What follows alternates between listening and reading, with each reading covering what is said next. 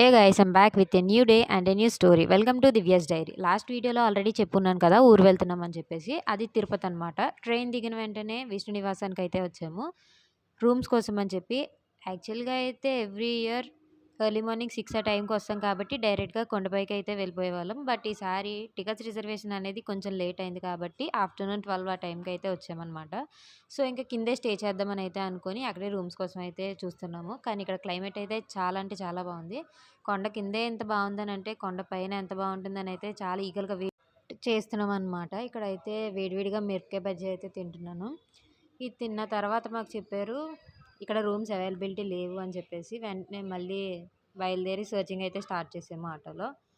ఎక్కడికి వెళ్దాము, ఏ రూమ్ తీసుకుందాం అని చెప్పేసి అలా సర్చింగ్ చేస్తున్నప్పుడు ఎస్ఎస్బి రెసిడెన్సీ అని చెప్పేసి ఒక రెసిడెన్సీ అయితే కనపడింది. అక్కడే రూమ్ తీసుకుందామని తీసుకున్నాము. మాకు ఇక్కడ సెకండ్ ఫ్లోర్లో అయితే రూమ్ వచ్చింది.